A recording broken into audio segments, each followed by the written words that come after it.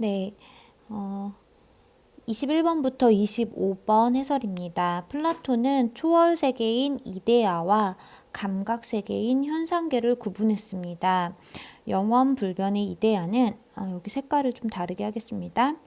이데아는 현상계에 나타난 모든 사물의 근본이 되는 보편자, 즉 형상이 존재하는 곳입니다. 그리고 또한 이런 이데아는 이성으로만 인식될 수 있는 관념의 세계입니다. 반면 현상계는 이데아의 형상을 바탕으로 만들어진 세계로 끊임없이 변화하는 사물이 감각에 의해 지각이 됩니다. 또한 형상을 바탕으로 만들어져. 플라톤에 따르면 현상계의 모든 사물은 형상을 본뜬 그림자에 불과하다라고 합니다. 지금 여기에서 노란색과 초록색으로 이렇게 나눈 것을 조금 글로 표현을 해봤는데요. 이데아계는 초월 세계로 이 관념들이고 모든 형상의 보편자가 있는 것이기 때문에, 근데 이 보편자들은 관념이므로 이성으로만 지각할 수 있다라고 얘기를 했고요. 이제 현상계는 감각 세계로 감각을 통해서 지각을 할 수 있는데 이 감각은 이성이 아니죠. 또한 이때 이 사물들은 현상계에 존재하는 사물들은 이데아계에 있는 형상이 아니라 그 형상의 그림자이다. 이렇게 설명을 하고 있습니다. 이러한 관점에서 플라톤은 이제는 또 예술에 대해서 얘기를 하고 있는데요. 감각 가능한 현상의 모방이라고 보았습니다. 예를 들어서 목수는 지금 이성을 통해였으니까 이데아계죠. 침대의 형상을 인식을 합니다. 침대의 형상은 보편자이겠죠. 그리고 그것을 모방하여 무엇을 만들죠? 침대를 만듭니다. 그런데 침대는 감각을 통해서 인지할 수 있죠. 이제 드디어 볼 수 있는 대상이 된 거예요. 그러니까 이 침대는 현상계라고 볼 수 있습니다. 화가는 예술을 하는 사람이죠. 화가는 감각을 통해 침대를 보고 무엇을 본 거죠? 현상계를 보고 무엇을 만들어냅니까? 예술을 만들어냅니다. 결국 침대 그림은 예술이잖아요. 이 예술은 보편자가 뭐죠? 침대의 형상에서 2단계나 떨어져 있는 열등한 것이며 형상에 대한 참된 인식을 방해하는 형상에 대한 참된 인식을 방해하는 허구에 불과하다라고 했을 때 이 첫 번째 허구는 현상이고 그 현상의 허구니까 예술을 얘기를 하고 있는 겁니다. 이데아의 형상을 모방하여 생겨낸 것이 현상이니까 지금 이 부분을 조금 얘기를 한번 해볼게요. 형상을 모방했기 때문에 침대는 형상이 아닌 현상이죠.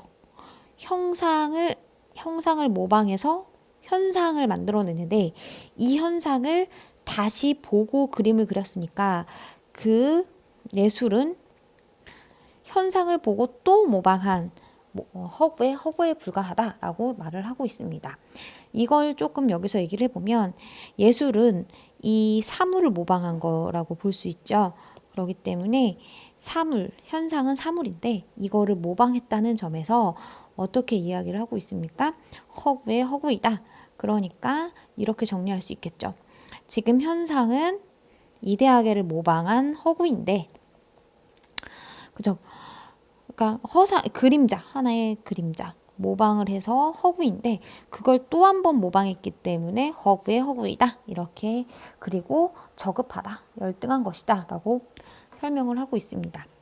자, 플라톤은 시가 회화와 좀 다르다고 봤어요. 시와 회화를 좀 다르다고 봤는데 고대 그리스에서 음유시인은 허구의 허구인 서사시, 지금 허구의 허구가 예술이잖아요.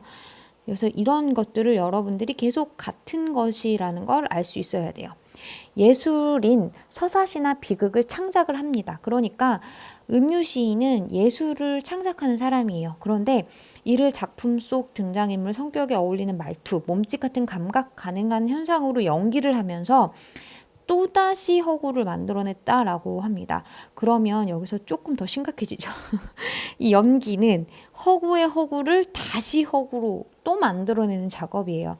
이 과정에서 음유시인의 연기는 인물의 성격을 드러내는데 이는 감각 가능한 외적 특성만 모방해서 감각으로 파악될 수 없는 내적 특성을 드러내는 것이다 라고 했습니다. 여기에서 여러분들이 잘 이해해야 되는데 자, 감각으로 파악될 수 없는 내적 특성은 무엇으로 파악할 수 있는 것이죠? 이성으로 파악할 수 있는 대상입니다.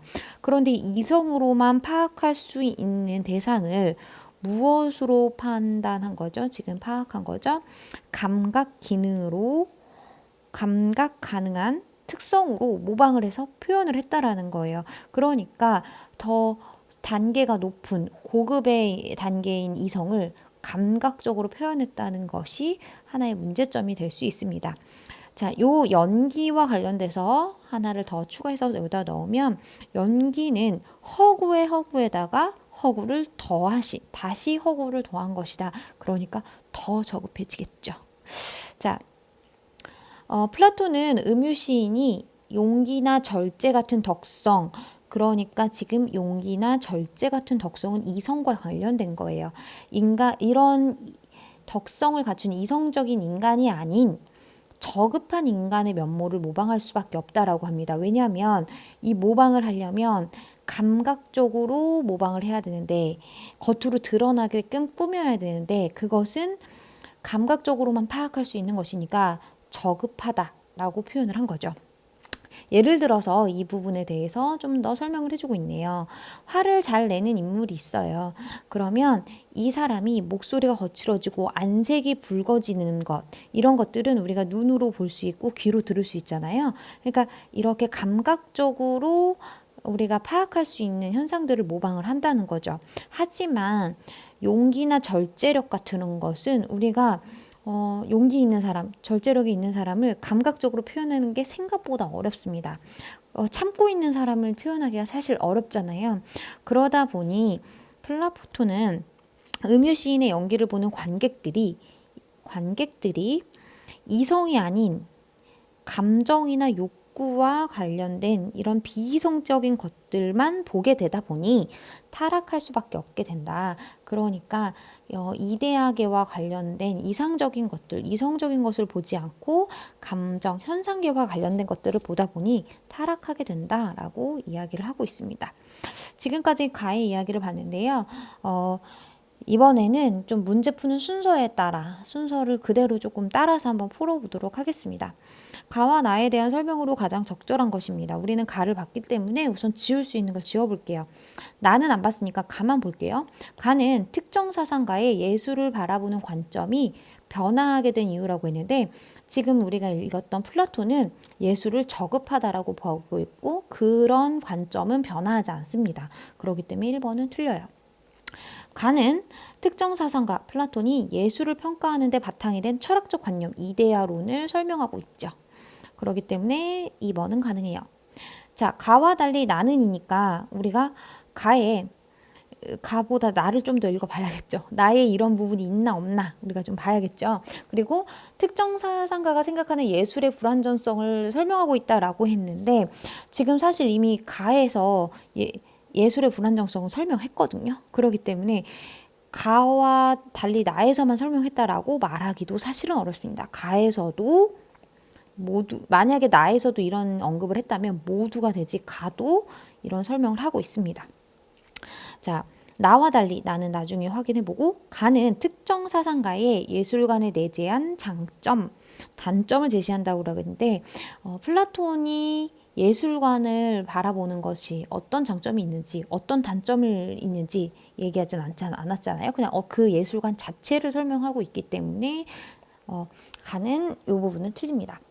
그 다음에 특정 사상가의 예술관이 보이는 한계점을 또 얘기한 건 아니에요. 그냥 예술관만 설명을 했죠. 그렇기 때문에 5번도 되지 않아요. 이것만 봐도 2번은 해결할 수가 2번이라는 걸 알 수 있겠네요. 그 다음 우리 가의 플라톤의 서상을 이해한 내용으로 적절하지 않은 것은 이렇게 얘기를 했는데요. 여기에서 사실 다른 것들은 다 여러분들이 본문에서 찾을 수가 있어요. 그래서 다른 오답을 한 친구들은 본문을 꼼꼼히 보고 본인이 선택한 답이 본문에 어디에 나와 있는지 꼭 찾아보도록 하세요. 다 나오거든요. 정답만 설명을 해보면 4번입니다. 예술의 표현 대상은 사물이 아니라 사물 안에 존재하는 형상이다. 이랬으면 예술이 그렇게 저급하진 않았겠죠. 자, 예술은 먼저 이데아계에 있는 형상을 본뜬 것이 현상계의 현상이고 이 현상을 우리가 사물이라고 합니다. 그런데 이 사물을 또 본뜬 것이 예술이기 때문에 그래서 침대 형상을 이성적으로 판단해서 침대를 만들어내고 난 다음에 그 침대를 본떠서 침대 그림이 나오죠. 그렇기 때문에 예술의 표현 대상이 현상이지 형상은 아닙니다. 예술은 뭐를 본뜨는 거예요? 현상을 본떠서 만들기 때문에 형상을 본뜨는 것이 아닙니다. 현상이 형상을 본뜨고 예술은 현상을 본뜨는 겁니다. 발음이 비슷하지만 꼭 구분하도록 하세요. 자, 23번, 24번은 나를 먼저 보고 풀 수 있을 것 같고요. 25번에서 보기 1, 2, 3번은 먼저 해결할 수 있으니까 이 세 개를 먼저 해결하고 넘어가겠습니다. 고대 그리스의 비극 시에 대해서 얘기를 하고 있네요. 플라톤은 굉장히 시를 예술을 저급하게 봤지요. 오이디푸스의 왕 주인공 오이디푸스는 자신에게 주어진 숙명에 의해 파멸당하는 인물이에요. 비극 시를 공연하는 음유시인은 목소리, 몸짓, 감각할 수 있는 감각으로 작품 속 오이디푸스를 관객 앞에서 연기를 하죠. 음유시인의 연기에 몰입한 관객은 덕성, 이성이잖아요. 덕성을 갖춘 주인공이 특별한 잘못이 없는데도 불행해지는 모습을 보고 연민과 공포를 느낀다라고 합니다. 이거에 대해서 플라톤은 오이디푸스는 덕성을 갖춘 현상 속 인물을 본떠 만든 허구의 허구이며 그러니까 이 오이디푸스라는 이 시는 허구의 허구라고 볼 수 있겠죠. 왜냐하면 현상 속 인물을 본떠서 만들어 놓으니까 이 인물을 본떠서 만든 허구의 허구인데 또 연기는 이를 다시 본떴다라고 해서 앞에서 선생님이 예술은 허구의 허구이고 이걸 다시 본뜬 것이 연기라고 했잖아요. 그런 점에서 여기 1번은 맞는 이야기라고 볼 수 있겠네요. 자, 음유시인은 오이디푸스의 덕성을 연기하는데 주력하겠지만 덕성을 연기할 수 있습니까? 없어요. 왜냐하면 덕성은 이성으로 파악할 수 있는 건데 연기는 감각으로 할 수 있는 거거든요. 이걸 절대 표현할 수 없습니다. 하지만 관객은 이를 감각으로 파악할 수 없기 때문에 감정과 욕구에 지배되는 것이 아니라 우리 글을 보면 뭐라고 얘기를 하냐면 어떤 얘기를 하냐면 감정이나 욕구와 같은 연기를 보는 관객들이 볼 수 있는 건 이성이 아니라 감정이나 욕구와 같은 감각과 관련된 것들만 볼 수 있어요. 그런 것들만 보다 보니 타락을 하는 거거든요. 그래서 여기에서 말하고 있는 감각으로 파악할 수 없는 걸 그러니까 덕성을 파악할 수 없기 때문에 타락하는 것이 아니라 덕성을 연기한다고 연기하지만 실제로 연기하는 건 덕성이 아니라 감각으로 표현할 수밖에 없는 저급한 거죠. 이 저급한 것들만 표현할 수 있는데 그런 것들만 보기 때문에 감정과 욕구에 지배되는 것입니다. 다시 하면 저급한 인간의 속성. 이걸 본문에서 찾아서 한번 제시를 해보도록 할게요. 여기에서 요렇게 있네요. 여기 있죠. 미안해요. 조금 걸렸죠. 자, 인간이 아닌 덕성을 갖춘 인간을 보는 것이 아니라 저급한 인간의 면모를 모방하는 감각적으로 표현할 수 있는 게 저급한 인간의 면모이기 때문에 그것만 보기 때문에 이런 비이성적인 것들의 지배에 대해서 타락하게 되는 것입니다. 정답은 2번입니다. 자, 3번 한번 볼게요. 음유시인의 목소리와 몸짓 등을 통해서 이거는 당연히 목소리와 몸짓이니까 감각이죠. 감각을 통해 오이디푸스의 성격이 드러난다면 사실 근데 성격은 감각을 통해 드러날 수 있는 것이 아니에요. 성격은 이성적인 거죠. 감각 가능한 외적 특성을 모방하는 과정에서 감각되지 않은 내적 특성, 이성이 표현한 것이다 라고 볼 수 있겠습니다. 지금 그럼 목소리와 몸짓, 감각 가능한 외적 특성으로 뭐를 모방했다? 이성을 모방해내는 거다. 이성을 감각되지 않는 특성이 이성인데 이걸 표현해서 그게 한계에 다른 거다. 표현할 수 없는 걸 표현했다. 억지로. 이렇게 받아들일 수 있겠습니다. 자, 그러면 나를 한번 같이 보도록 하겠습니다. 어제는 강의가 좀 길었잖아요. 오늘은 짧게 빨리 끝낼게요. 아리스토텔레스는 이데아가 존재하지 않는다고 보았습니다. 플라톤과의 차이점이죠. 자, 예컨대 사람은 나이가 들면서 늙는데 만약 이데아계의 변하지 않는 어린아이 형상과 성인의 형상을 바탕으로 각각 어린아이와 성인을 만들어 놨어요. 그런데 이 어린아이가 성인으로 바꾸는 거, 변하는 거, 어린아이가 성인으로 성장하는 것을 설명할 수 없다.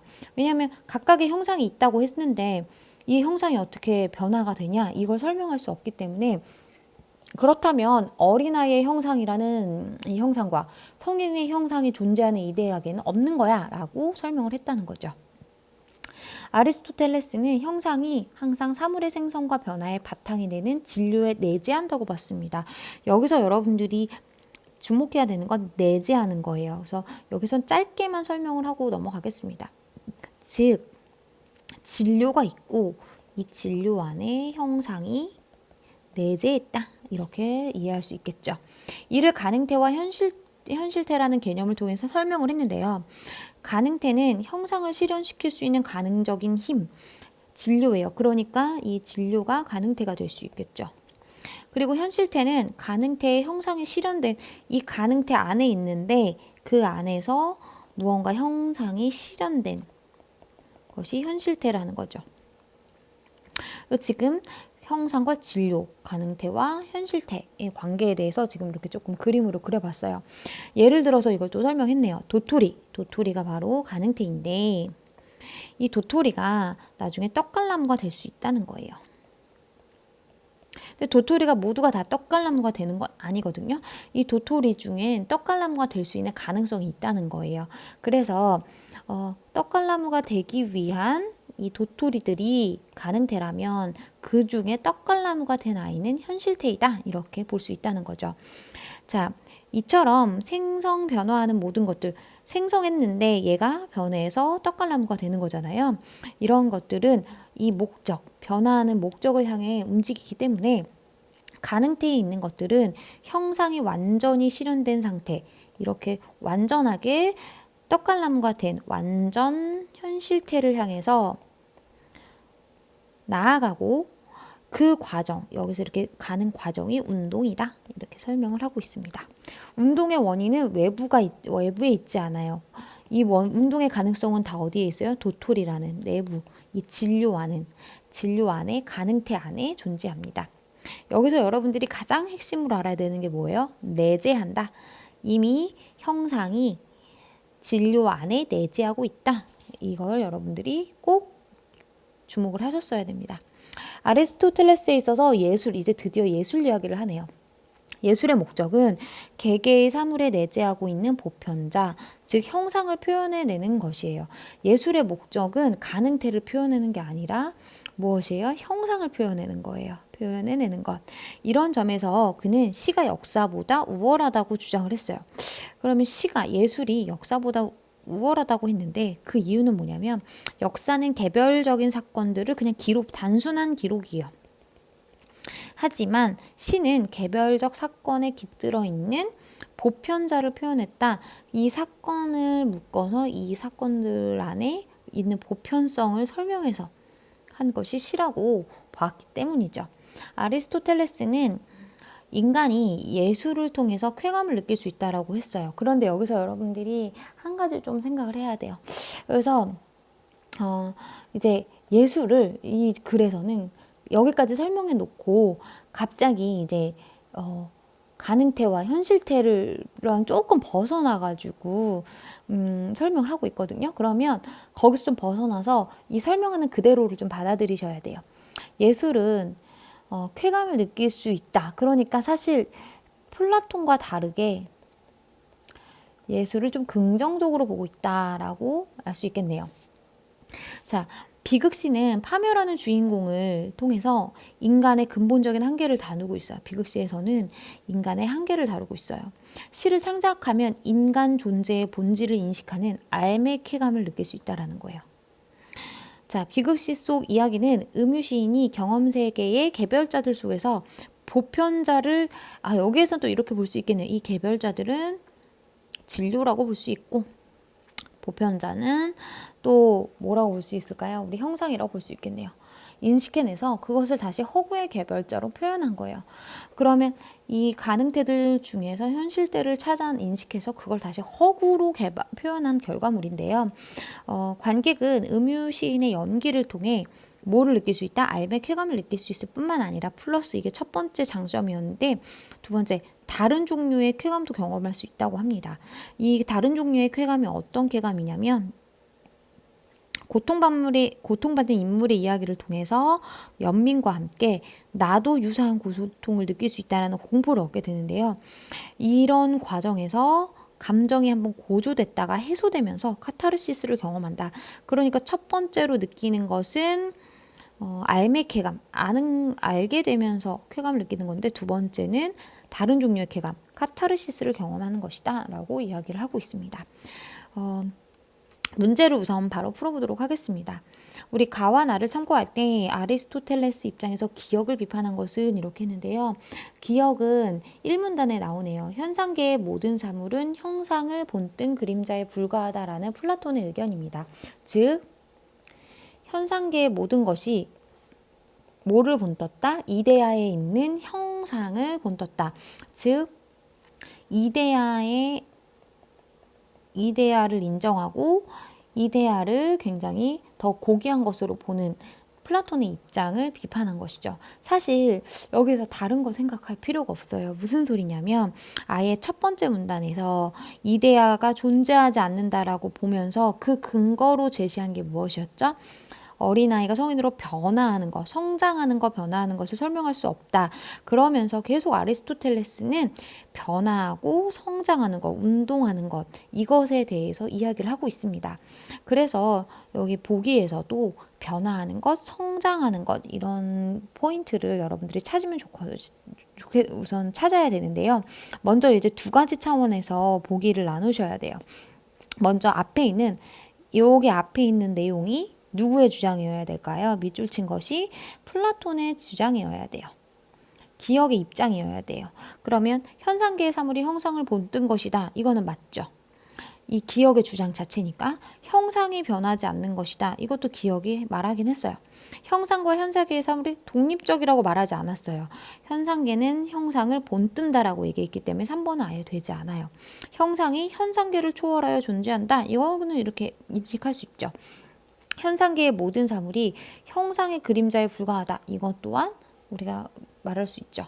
그러면 아리스토텔레스가 이거를 비판할 때 어떻게 비판했죠? 성장, 변화하는 걸 설명할 수 없다라는 걸 얘기를 했어요. 현상계의 사물이 생성, 변화하는 이유를 설명할 수 없다라고 얘기를 했으니까 지금 우리가 같이 찾아본 핵심적인 성장, 변화 이 내용을 정확하게 이야기했죠. 자, 두 번째 보겠습니다. 현상계에 존재하는 사물들이 다 다른 이유를 설명할 수는 없어요. 무슨 소리냐면 보편자 안에서 이걸 이성으로 인식해서 서로 다른 현상으로 드러난다라고 받아들일 수 있기 때문에 이 입장에서 비판한 건 아니에요. 자, 현상계에서 사물이 이거는 3번 안에 되고 형상을 포함하지 않는 사물을 감각으로 느끼는 거 말도 안 되는 소리를 하고 있습니다. 아리스토텔레스의 이 입장으로 얘기를 하셔야 돼요. 이런 얘기를 하지 않았어요. 너무 복잡해요. 이런 거는. 또 이런 보기는 읽기도 이해도 안 돼요. 그림자만 볼 수 있는 인간이 형상을 인식하는 것으로 이 말도 조금 이상하죠. 그래서 우리 아리스토텔레스가 성장과 변화하는 인간을 설명할 수 없다라고 말한 근거를 이야기를 했어야 됩니다. 24번의 정답은 1번이고요.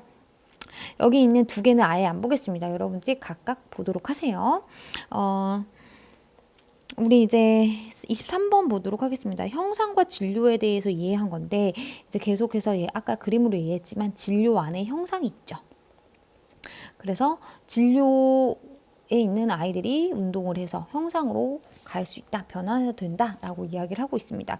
그렇기 때문에 형상과 진료는 분리할 수 없어요. 진료 안에 형상이 내재되어 있다라고 했거든요. 진료는 형상을 실현시킬 수 있는 가능적인 힘이 여기 있는 아이들이 다 그런 가능성이 있는데 그 중에 어떤 아이들이 이렇게 실현이 되는 거죠. 형상이 진료에 실현되는 원인은 가능태 자체, 여기서 여러분들 꼭 얘기 한번 해주고 싶은 게 있어요. 진료에 실현되는 원인이 이 가능적인 힘이랑 같은 말이에요. 그러니까 진료 안에 무엇이 있다는 거예요? 가능적 힘 자체가 있다는 건데 그 말을 똑같이 형상의 진료에 실현되는 그 원인, 가능적 힘, 그 가능체 자체에 내재한다. 같은 말입니다. 자, 형상과 진료 사이의 관계는 현실태와 가능태 사이의 관계와 같다라고 했는데 이게 약간 좀 우선 5번을 근데 한번 갔다가 오도록 할게요. 생성 변화하는 것은 형상의 진료에 완전히 실현된 상태인 완전 현실태를 향한다라고 했는데 생성 변화하는 것을 본문에서 운동이라는 단어로 얘기를 했죠. 그래서 형상이 이 많은 진료 중에 이 완전히 실현된 상태, 운동을 해서 변화한 상태가 완전 현실태잖아요. 그러니까 이 형상이 이 완전 현실태를 향해서 나아가는 거죠. 이 부분은 여기에서 여러분들이 또 있는 그대로 볼 수가 있습니다. 여기를 한번 좀 여러분들이 보시면 좋을 거예요. 생성 변화하는 모든 것은 어디를 향해 나아간다라고 했습니까? 완전 현실태를 향해 나아간다라고 이야기를 하고 있기 때문에 본문을 통해서 우리가 파악할 수 있습니다. 자, 그랬을 때 적절하지 않은 것은 4번인데요. 4번 보면 형상과 진료 사이의 관계는 현실태와 가능태 사이의 관계라고 했는데요. 여기에서 진료가 본문에서 가능태가 진료를 의미하는 것은 맞습니다. 하지만 현실태가 형상만 의미하는 것은 아닙니다. 그렇기 때문에 이 형상과 진료의 관계가 현실태와 가능태의 관계는 아닙니다. 무슨 소리냐면 여기를 한번 보도록 할까요? 가능태는 형상을 실현시킬 수 있는 진료를 의미해요. 그래서 가능태는 진료라고 볼 수 있습니다. 하지만 현실태는 가능태의 형상이 실현된 어떤 상태예요. 이 현실태 자체가 형상만 있는 게 아니라 가능태의 형상이 실현된 어떤 상태입니다. 그렇기 때문에 가능태는 진료라고 볼 수 있으나 현실태는 형상이라 볼 수 없어요. 그렇기 때문에 이 둘의 관계가 진료와 형상의 관계라고 볼 수 없습니다. 따라서 4번이 오답이 될 수 있습니다. 여러분들 열심히 공부하고 다음 주에 만나도록 하겠습니다. 이상입니다.